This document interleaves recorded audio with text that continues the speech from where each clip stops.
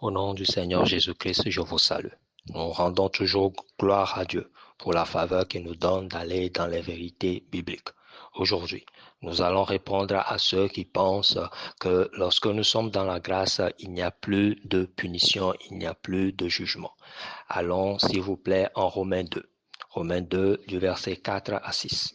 Il est écrit: Où méprises-tu les richesses de sa bonté et de sa patience et de sa longanimité, ne reconnaissant pas que la bonté de Dieu te pousse à la repentance, mais par ton endurcissement et par ton cœur impénitent, tu t'amasses un trésor de colère pour le jour de la colère et de la manifestation du juste jugement de Dieu, qui rendra à chacun selon ses œuvres. Voilà. Le verset 4 parle en réalité des personnes qui sont déjà chrétiennes, mais qui vivent dans la débauche, qui vivent dans le péché.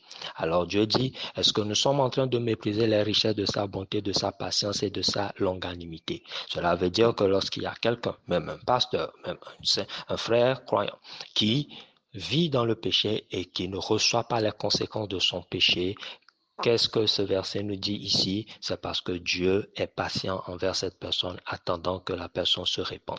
Mais si la personne endurcit son cœur, verset 5, mais par ton endurcissement et par ton cœur impénitent, tu t'amasses un trésor de colère pour le jour de la colère et de la manifestation du juste jugement. Écoutez, dans la vie de toute personne, lorsque vous vivez dans le péché, il y a toujours un jour de la colère. Que ce soit un enfant de Dieu ou bien quelqu'un qui est dans le monde, il y a toujours le jour de la colère, le jour de la manifestation du juste jugement de Dieu. Dieu veille à ce que le jugement soit fait. C'est pour cela, pour vous éviter le jugement, qu'il attend et qu'il est patient afin que vous vous repentiez. Mais si la personne ne se répand pas, le jugement viendra sur cette personne. Lisez le verset 6, qui rendra à chacun selon ses œuvres. Chacun paiera pour tout ce qu'il aura fait. Rappelez-vous, en janvier, nous avions enseigné que lorsque quelqu'un pêche, quelqu'un paiera toujours. Peut-être pas forcément la personne, mais quelqu'un paiera toujours. Vous allez payer. Si vous ne payez pas, vos enfants vont payer. Si vous ne payez pas, le méchant qu'il y a dans votre vie paiera. Et si ce n'est pas le cas, peut-être que vous avez reçu la grâce de Dieu. Le Seigneur Jésus-Christ portera vos péchés. Allons, s'il vous plaît, en Hébreu 12, versets 4 à 11. Nous lisons ces Écritures, c'est dans le Nouveau Testament, c'est les épîtres, afin que vous voyez que malgré la grâce que Dieu nous a accordée, lorsque nous vivons dans le désordre, Dieu nous punit. Hébreu 12, versets 4 à 11, nous allons seulement lire le verset 5 à 8.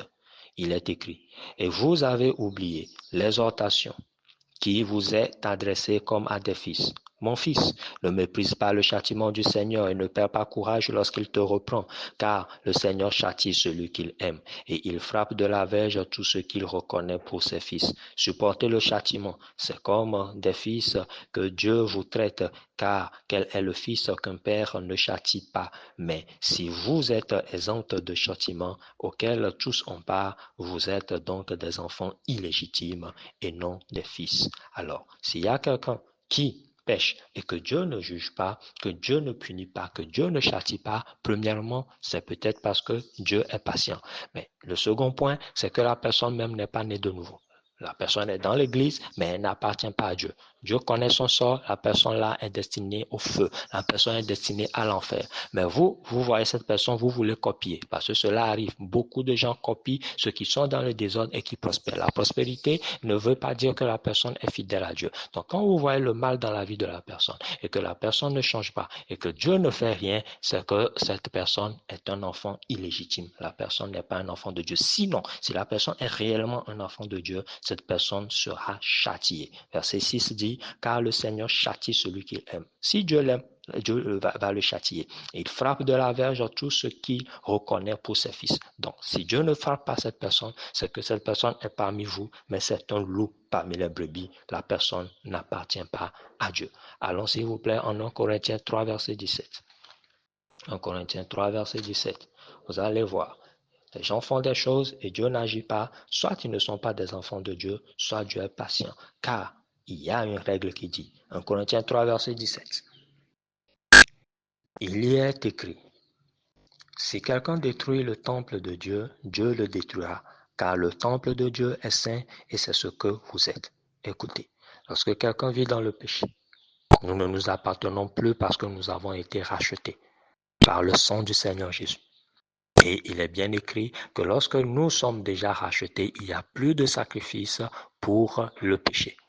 Lorsque nous sommes dans le péché consciemment et volontairement, il n'y a plus de sacrifice pour cela, mais une attente du jugement. Alors, quand vous faites des choses et qui n'honorent pas Dieu dans votre corps, vous utilisez votre corps pour faire des choses qui n'honorent pas Dieu, ce qui vous attend, c'est la destruction.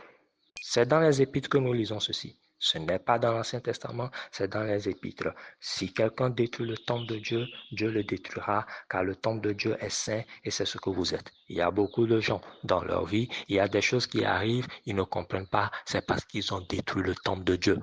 Et c'est Dieu qui les détruit, ce n'est pas les démons. Alors vous vous attaquez aux démons pour rien et vous créez même d'autres problèmes parce que là, les démons vous font attention maintenant à vous et vous attaquent.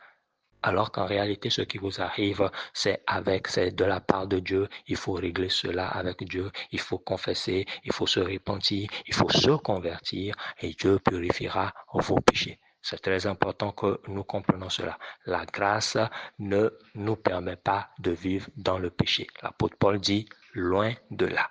Que Dieu vous bénisse. J'espère que vous avez compris et que sa grâce et sa paix soient multipliées dans vos vies. Appelez-moi sagesse.